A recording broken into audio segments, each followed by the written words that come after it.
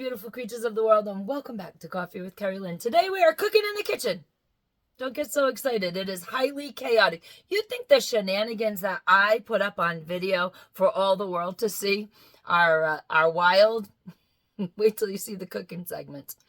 I just want to preface this video with, I don't know what we're cooking today, but I will put the recipe in the description box below with actual measurements for everybody. Watching the video is it's just a funny little bonus. You see, I grew up with grandmothers who grew up during the Great Depression. And during the Great Depression, the recipes were constantly changing because the ingredients were scant and scarce. Pantries were liquidated very, very quickly.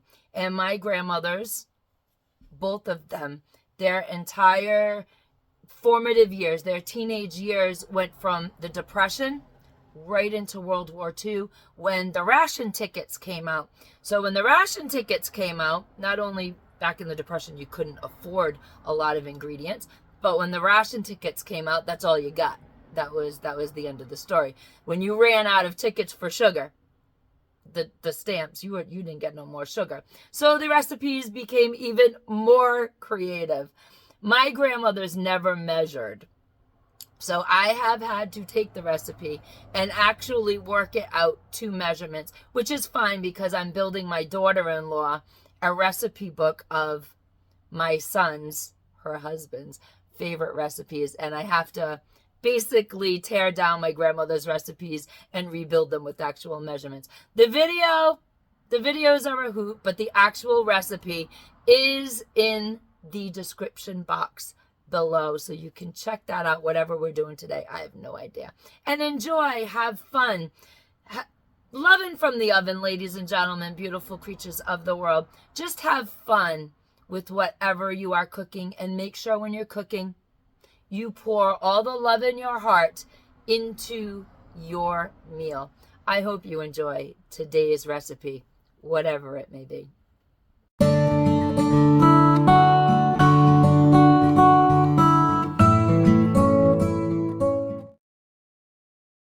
Hello, beautiful creatures of the world, and welcome back to Coffee with Kerri-Lynn. We are in the kitchen cooking today. I wanted to do a different video today because I am really sick of the world at large, and I just wanted to do a video that was a little more lighthearted, get our minds off of what is going on, whether it's the news, politics, current events, and just kind of have a nice relaxing day. When I get stressed out, I cook. That is my dirty little secret, ladies and gentlemen, beautiful creatures of the world. When I have had it with everything, I cook. And I cook a lot of depression recipes that go a long way for a large family, recipes that use very little ingredients. It's how my grandparents cooked because my grandparents grew up in the Depression. And today I was deciding what recipe I wanted to share with everybody. And the king of the castle happened to be passing through the kitchen and said that my audience here on Coffee with Kerri-Lynn would absolutely love Rosemary's apple crisp recipe. Now, Rosemary is my grandmother. Any of my friends and family that are watching this video today, yes, this is the recipe that for many years I would not part with. And here we're doing it on a national stage. This is Auntie Rosemary's apple crisp. And I'm going to share it with you guys today. And for those of you wondering, yes, I am Rosemary's granddaughter. Ladies and gentlemen, beautiful creatures of the world, I started with 6 apples. I'm doing Cortland's today because it's what they had when we went to get apples at the apple stand. And the apples are about this size. So 6, 7 of them in the bowl, all chopped up. Now, I do not measure. Here's where things get a little hokey when you watch my cooking videos, because I don't measure simply because my grandparents didn't measure. Neither of my grandmothers measured any of their recipes, and neither did my mother-in-law. And it's basically a little bit of this and a little bit of that until it tastes the way that you want it to taste. So we've got the cinnamon. I happen to like the Pride of Asia cinnamon, but you can use what you want. I also use Simply Organic cinnamon. So you guys use what you have on your shelves. And I am using Florida crystals. You guys can use whatever kind of sugar you want, and you just liberally get it all on in there. To taste. You got to keep tasting your apples, ladies and gentlemen. Beautiful creatures of the world. Until they have that perfect apple pie-like taste to them. Now, the secret ingredient to my grandmother Rosemary's apple crisp is she always put 1 capful of vanilla into the apple pie filling, into the apple crisp filling. Every once in a while, if you short sheet yourself, especially when you're using the more sour apples, such as Granny Smith's, which are absolutely a dream to make apple pie and apple crisp with. However, they didn't have it at the farm stand, so we're just kind of using, like I said, what we could get. And my grandmother always added the vanilla in so that when you bit into the apple pie, it wasn't as tart as it might be if you do not liberally apply your sugar to your recipe. Now we're on to the next phase of the apple crisp, and that is making the crumble topping. This is 1 cup of everything, ladies and gentlemen, beautiful creatures of the world. This is the simplest dang recipe that you are ever going to make. You use a cup of light brown sugar, you use a cup of flour, and you use a cup of old-fashioned oats. Not the instant oatmeal. You have to have the old-fashioned oats, and you are going to use a stick, 4 ounces, 1 stick of butter. So this is 1 cup of the light brown sugar. I do everything with my hands for this part because it's just so much easier. So please make sure that you have clean hands. With 1 cup of flour, let me give it a mix. My brown sugar just happens to be the Walmart brand. I am using my unbleached all-purpose flour. You can use bleached all-purpose flour. It doesn't really matter. Whatever rocks your world, whatever floats your boat, ladies and gentlemen, beautiful creatures of the world. And I'm going to use 1 cup. This is a half cup, by the way, because I live in a household where people, they have projects that they like to use my measuring cups for, and then they do not bring them back. So that is 1 cup, because I'm using a half a cup. So it's 1 cup of old-fashioned oats. I am also using the Walmart brand old-fashioned oats today, because it's what I had on the shelf. And you give it a little mix together. If you would like, you can toss a pinch of salt in here. I don't do that simply because the king of the castle has high blood pressure, and I do everything I can without the use of a lot of salt. So that's all in there. We've got all our dry ingredients in there. We're going to set that aside for 1 second.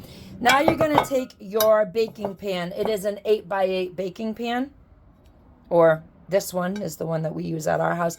And you are going to take a little bit of butter. A little bit of butter will do it. And you are just going to lightly coat the bottom.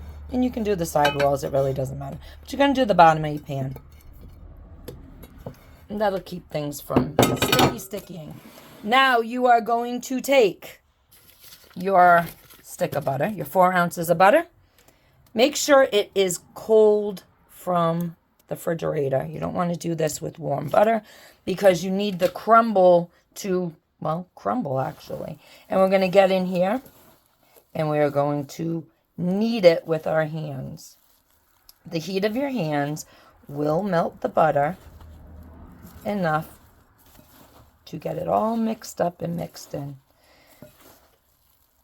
And you are going to proceed like this until your crumble looks like crumble. This is your topping. If you want, you can add a little cinnamon to it. I often do that, which actually differs from my grandmother's recipe a little bit. Just gives it a little extra bang. And there we go. Our crumble is crumbled. Very simple recipes, ladies and gentlemen. Beautiful creatures of the world. You can make this recipe, put all the ingredients together really in under 15 minutes. Now I put my apples already in my baking dish, and now I am just going to put my crumble on top of my apples.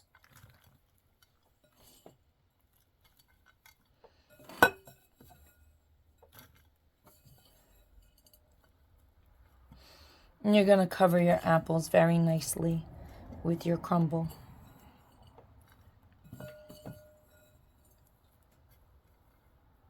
Make it look all purty. When I was teaching my kids how to cook, that's how we did it. We did everything with our hands. Don't be frightened of food, ladies and gentlemen, beautiful creatures of the world. Life is messy. You got to clean it up, so you got to do a few extra dishes. But just get your hands in there and get that loving goodness in the pan. And now we are going to bring this over to our oven, which we have preheated to 350 degrees. And we're going to slide our crumble on in. Remember, ladies and gentlemen, beautiful creatures of the world, I cook on a 1927 home comfort wood cook stove. And if you are doing this and you have a cook stove, make sure your cook stove is about on a 2, a solid 2. That's how I do it here on the Homestead. As you can see, I have no thermometer in there. It's been trial and error. And desserts cook really well on a number 2 in my lovely oven. But for everybody who has conventional appliances, you're going to make sure your oven is preheated to 350 degrees. And we will be back in about 30 minutes. Keep checking on it because you don't want your crisp to burn. But we will come back in about 30 minutes with the finished product.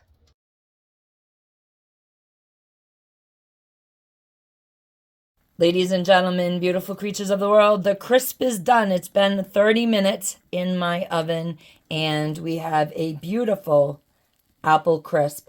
If you want to test to make sure that your crisp is done, because some ovens do cook a little quicker than others, all you need to do is take a fork, slide it through the crumble, and if your apples are nice and soft, your apple crisp is done. Ladies and gentlemen, beautiful creatures of the world, be the kindness that you want to see in the world today. And as always, carpe diem, because no one promised you a tomorrow.